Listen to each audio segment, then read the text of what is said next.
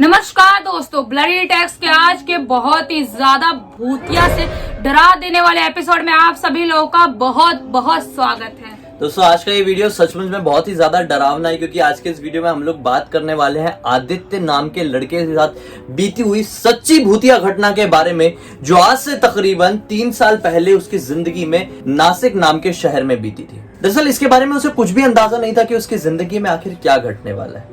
वो बिल्कुल आम जिंदगी की तरह ही आज के दिन भी जिए जा रहा था। अचानक से उसके एक बहुत पुराने दोस्त का उसको फोन आता है। बोलता है कि आदित्य तू क्या कर रहा है, आज भूल गया मेरा बर्थडे है। बहुत दिनों बाद स्कूल के जितने भी हमारे फ्रेंड्स थे मैंने उन्हें अपने घर में बुलाया हो, क्यों ना तू भी आ जाए और हम लोग साथ में मिलके एंजॉय करें और लेट नाइट सब लोग अपने अपने घर निकल जाना।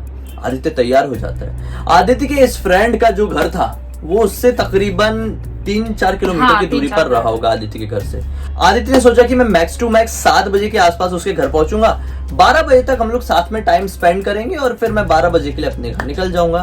प्लान के हिसाब से आदित्य 7 बजे बिल्कुल नॉर्मली उसके घर पे पहुंच जाता है। घर पे पुराने दोस्त मिलते हैं, सबको खुशी होती है, अच्छा लगता है। स्कूल टाइम के लोग थे, बढ़िया एंजॉय करते हैं, मूवी वूवी देखते हैं और रात के 11:30 बजे के आसपास लोग अपने अपने घर पर निकलने के लिए तैयारी करने लगते हैं। सब लोग निकल जाते हैं और 11:15 बजे के आसपास आदित्य भी अपने घर के लिए निकलने के लिए बाहर निकलता है। और जैसे ही अपनी बाइक की तरफ जाता है तो उसको याद आता है, शिट मैंने पेट्रोल नहीं भराया था शायद। अभी वो अपनी टंकी खोल के देखता है और चेक करता है, उसे ऐसा लगता है कि यार पेट्रोल तो थोड़ा कम है। लेकिन दिमाग में अचानक से एक आइडिया आता है, सोचता है कि क्यों ना नॉर्मल रास्ते को छोड़ के मैं एक शॉर्टकट ले लूं। शॉर्टकट से जल्दी भी पहुंच जाऊंगा और पेट्रोल पंप तक, जो थोड़ा दूर है पेट्रोल पंप एक्चुअली, वहां तक जाने की झंझट भी नहीं रहेगी। क्योंकि पेट्रोल पंप के रास्ते में जाते जाते अगर पेट्रोल खत्म हो गया तो बड़ी गड़बड़ है ना? उसने सोचा कि शॉर्टकट से अपने घर ही निकल जाता हूँ ना, टेंशन खत्म हो जाएगी। और शॉर्टकट से उसका घर बहुत नजदीक था, ज्यादा दूर नहीं था, बहुत नजदीक। तो उसने सोचा चलो गाड़ी स्टार्ट की जाए और भगवान का नाम लेके निकला जाए। तो वो जैसे शॉर्टकट वाले रास्ते में एंटर करता है ना, वैसे ही उसको ऐसा फील होने लगता है कि जो मेरी गाड़ी का पीछे वाला टायर है वो टाइट चलने लगा है। वो तो समझ में नहीं आता है गाड़ी चलाते टाइम कि अगला टायर स्लो घूम रहा है या पिछला टायर स्लो घूम रहा है या फिर स्लो घूम रहा भी है या नहीं। ये समझ में आता है कि एक्सीलेटर ज्यादा तेज कर दो तो भी गाड़ी पता नहीं क्यों बहुत ही स्लो आगे बढ़ रही है। आवाज बहुत कर रही थी, उसे लगा कि गाड़ी में कुछ इश्यू हो गया क्या। धीरे धीरे करके 300-400 मीटर आगे जैसे ही बढ़ा वो गाड़ी बिल्कुल रुक सी गई। गाड़ी जाम हो गई थी। मतलब बहुत एक्सीलेटर फुल करने के बावजूद भी गाड़ी बढ़ नहीं पा रही थी। वो हैरान हुआ, गाड़ी को मेन स्टैंड पर लगाया और पहले सामने वाले टायर को देखा, बिल्कुल नॉर्मल था। फिर पीछे वाले टायर को घुमाने की कोशिश किया, घूमा ही नहीं। बोला ये क्या हो गया यार, टायर तो घूम ही नहीं रहा है, क्या गड़बड़ हो गई। अब जैसे वो चेक करते करते अपनी नजर डालता है, जो फुट ब्रेक होता है ना उसमें, फुट ब्रेक उसमें उसकी नजर जाती है तो फुट ब्रेक नीचे की तरफ दबा हुआ था। वो देखकर बहुत ज्यादा हैरान हो जाते हैं कि ये भाई कैसे नीचे दबा हुआ है। टेंशन में आता है, उसको हाथ से ऊपर की तरफ खींचने की कोशिश करता है, नहीं आता है। उसको ऐसा लगा कि जाम हो गया होगा। वो दोनों हाथों की ताकत लगा के बड़ी मुश्किल से उसको ऊपर की तरफ खींचने लगता है, लेकिन वो हो ही नहीं रहा था। उसे ऐसा लग रहा था कि लिटरली भाई कि कोई इसके ऊपर आके खड़ा हो गया जो उसे दिख नहीं रहा है। बहुत कोशिश करने के बाद वापस झटके में खींचता वो ऊपर आता है। अब सोचता है अब गाड़ी स्टार्ट की जाए और आगे निकला जाए।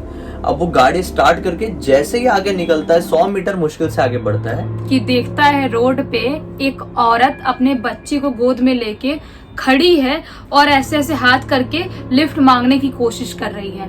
वो तो पहले तो सोचता है कि मुझे रुकना चाहिए कि नहीं रुकना चाहिए, क्योंकि उसकी मम्मी ने मना की थी कि तुम रात के टाइम में उस शॉर्टकट से मत आना।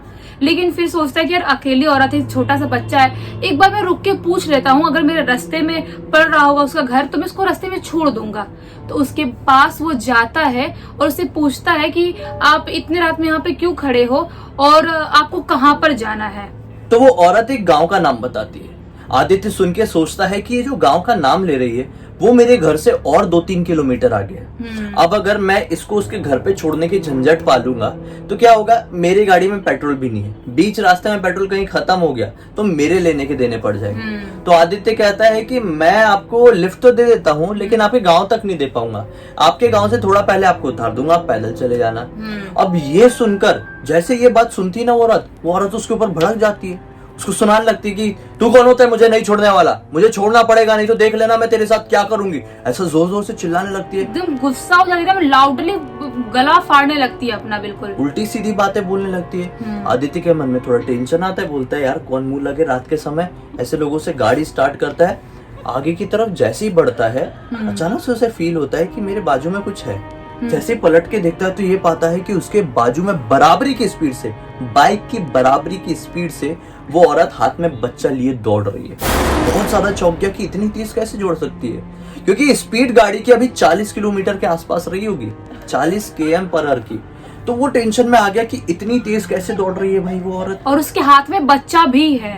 अभी उसने गाड़ी की स्पीड और तेज कर दिया, लगभग 60 से 70। वो औरत अभी भी उतनी स्पीड से उसके पीछे दौड़ रही थी, बिल्कुल बराबरी में। मतलब वो देख के और ज्यादा टेंशन में आ गया और उसके समझ में आ गया। उसने दरअसल औरत की आंखों में देखा था और ये पाया था कि औरत की आंखों की पुतली तो पूरी तरह से गायब से दिखाई दे रही है। अब वो समझ गया था कि ये चीज सही नहीं है, कुछ गड़बड़ है। रास्ते में और आगे की तरफ बढ़ते हुए उसने अपने राइट साइड में नजर डाला तो ये पाया कि राइट साइड में तो एक मंदिर है। उसने सोचा कि मैं मंदिर में गाड़ी रोक के बैठ जाता हूँ, जो कुछ भी निगेटिव होगा ना ये मंदिर तक नहीं आ पाएगा। वो तेजी से गाड़ी को और बढ़ाने की कोशिश करता है और फिर फाइनली मंदिर के बिल्कुल सामने पहुंच के गाड़ी का तो स्टैंड भी नहीं लगाता है, गाड़ी को ऐसे छोड़कर मंदिर के अंदर घुस जाता है। भागते हुए बिल्कुल वहां पे जाता है और जाके बैठ जाता है।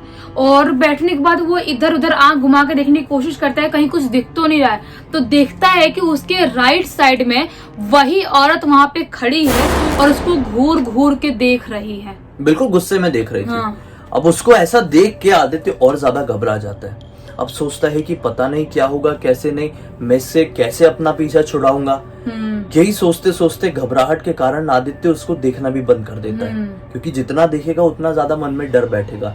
आसपास कोई नहीं था, ना ही कोई गाड़ी थी और ना ही कोई जानवर, इलाका पूरा सुनसान था। उसने सोचा कि बस इससे बचने का एक ही तरीका है, मैं रात भर यहीं बैठे रहूंगा। और रात भर यहीं बैठे रहा और उसे पता नहीं चला कि अचानक से कब कितने बजे उसकी हल्की नींद सी लग गई।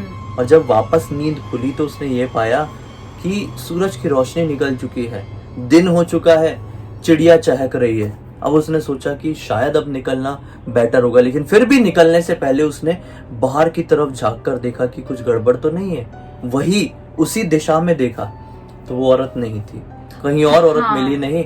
उसने बड़ी हिम्मत करके मंदिर के बाहर कदम रखा और उसे लगा कि अब सब ठीक है। पहली बार जैसी गाड़ी की किक मारा, गाड़ी स्टार्ट नहीं, उसे लगा कि कुछ गड़बड़ हो गई, फिर से गड़बड़ है। लेकिन ये सिर्फ एक कोइंसिडेंस था। फिर से दूसरी बार गाड़ी का किक मारते गाड़ी स्टार्ट होती है और भगवान का नाम लेते हुए वो अपने घर पहुंचता है। और देखा जाए तो जहाँ पे वो रुका था, जो उसके साथ कांड हुआ था, वो जगह पे ना ही ज्यादा घर वर है ना कुछ है, बहुत सुनसान टाइप का एरिया था वो। हालांकि उसके घर के बहुत नजदीक था लेकिन तो भी सुनसान था। उसने घर जाके अपने परिवार वालों को ये सारी बातें बताई, क्योंकि घर वालों ने पूछा ना भाई रात भर कहाँ था, क्या सीन था।